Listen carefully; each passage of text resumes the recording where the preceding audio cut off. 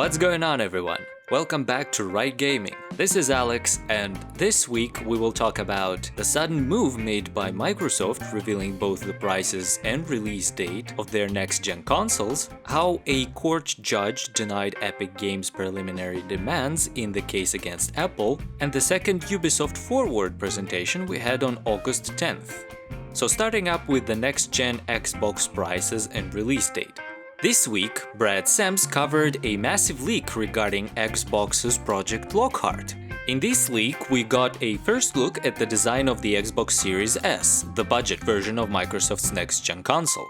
Alongside the design, the price of the console was also leaked. It was rumored that the main version of the next-gen Xbox console will be $499, and now the budget version will be $299. Within less than 24 hours, Xbox released an official trailer and a series of tweets that confirmed all the leaks and speculations. Indeed, the price of the Xbox Series X will be $499, and the Xbox Series S will be $299. Good job on confusing everyone's grandmas and parents with the names. Some kid is definitely going to get the wrong Xbox this holiday. On the official Xbox Twitter account and the trailers, we also got a release date, November 10th. I would have expected both Sony and Microsoft to stretch the entire reveal for as long as possible, but I was pleasantly surprised by Xbox when they revealed both the price and the release date. The past several months were a weird scene from a western, where the clock tower had rang noon long ago, but the two cowboys just kept staring at each other. Everyone were kept in suspense, waiting for who will be the first to make a move. Ultimately, the first to act were Microsoft. But it is not all good news. I was left concerned about the relevance of the Xbox Series S. To understand my point, just look at the specs of the console. In order to make the console so cheap, Microsoft had to make a lot of cuts to the power of the console. Where the Series X has 12 teraflops GPU, the Series S has merely 4 teraflops GPU. This is still a lot, but not even half of the processing power of the only $200 more expensive Series X. Where the Series X has a 1 terabyte hard drive, the Series S has just 512 gigabytes. In an age where games are no less than 50-60 gigabytes each, it's just not nearly enough. Ultimately, this is a very small, very quote-unquote budget version of the console for people who just want to occasionally play some next-gen games and experience not native 4K and the high frame rate. If you are a serious gamer for whom this hobby is important, then save up a bit and just buy the Series X. I would not recommend the Series S to the avid gamers I know. Because by now we are all tired of only partial performance improvements with the Pro and One X, making compromises because of lack of hard drive space, etc. If you want to actually feel the next gen, then don't buy into these budget versions. Buy the main ones, PlayStation 5 and Xbox Series X. One other thing to hold in mind is that there is the question of how long the Series S will be able to flawlessly run newer and newer games. Due to the cuts made to it, how long before it will start to underperform while running the newest games like the S version of the last-gen Xbox? Now let's talk about Fortnite again. This time about Fortnite's bad start in court.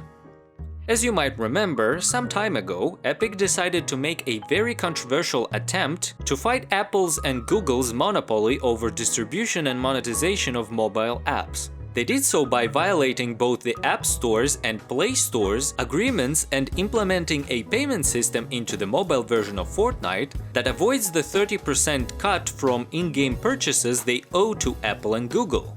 Of course, Apple and Google removed the game from their mobile app stores, and Epic went into court with them on the basis that both these companies are oppressive monopolies. The official date for the Epic Games vs. Apple hearing is scheduled to be held on the 28th of September. But this week, Epic Games filed a preliminary injunction against Apple to have them bring Fortnite back on App Store until the hearing. Epic's original demand was denied by court due to the fact that they have not proven any harm came to them as of yet, and that Epic Games, quote-unquote, strategically chose to break its agreement with Apple. This time, though, Epic's argument is that harm did come to them, in the form of a drastic drop in iOS daily active users. Duh! They claim that iOS is the biggest platform for Fortnite, with over 116 million players, and that the activity had dropped by 60%. Epic Games are worried that they, quote-unquote, may never see these users again, and that this tears apart their community. I say you should have thought about your community before violating an official agreement like that. Additionally, they argue that since Epic's developer account for iOS was terminated, other games are also impacted, unable to update and further develop. It will be interesting to see how this case develops further, and will this controversial move by Epic Games come back to bite them. The problem is that if Epic really cared about lowering the 30% cut that Apple and Google are taking for all the other developers' sake, they would have filed a pretty solid anti-monopoly case against Apple before technically violating the law themselves.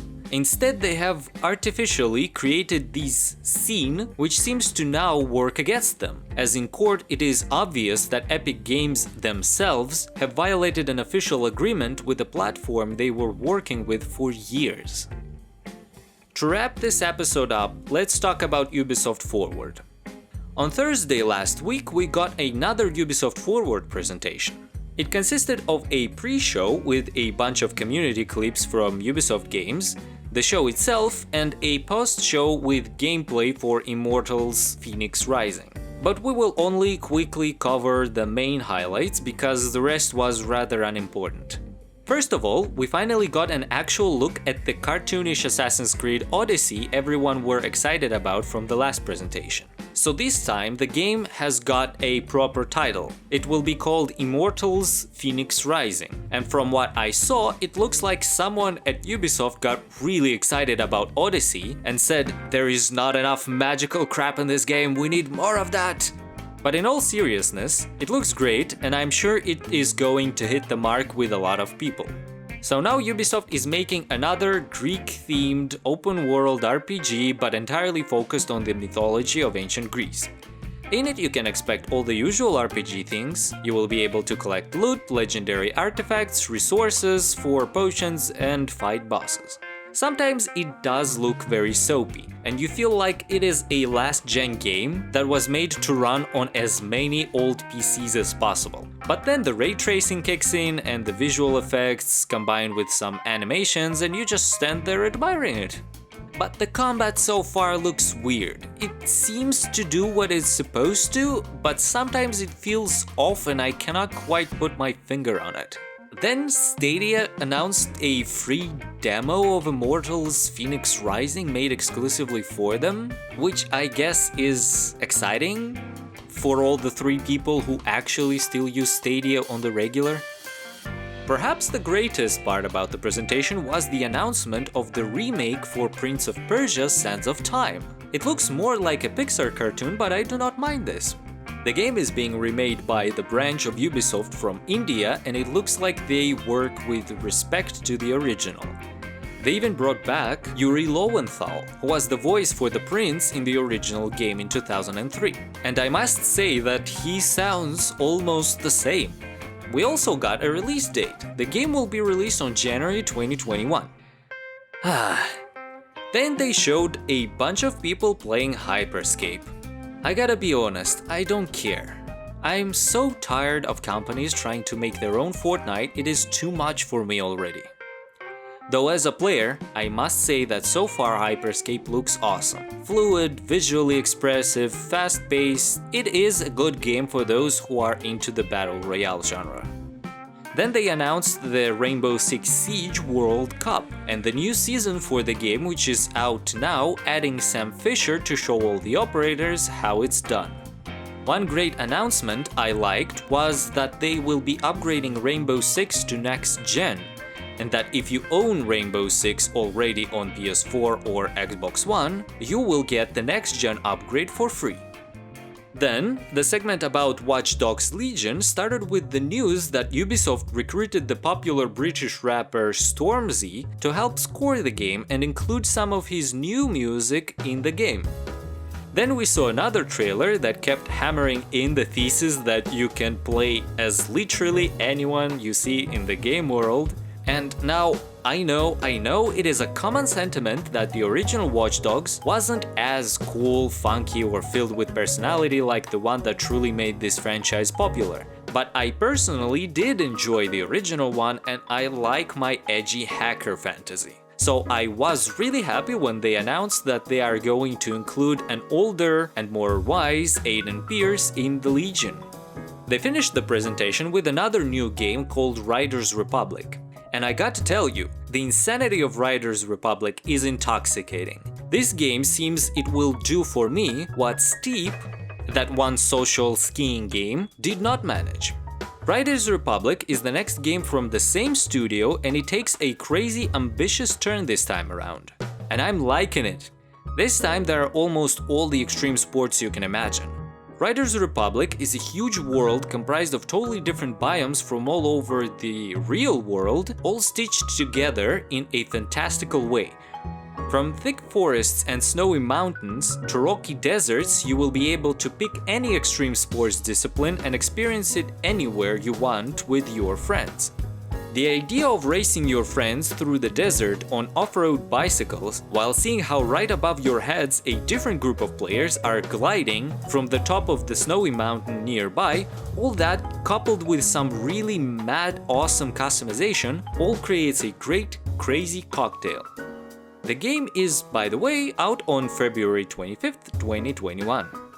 And this is it for today. Thank you everybody for watching. Please leave a like if you enjoyed the video, subscribe for more content like this one. This was Alex, and I'll see you next time.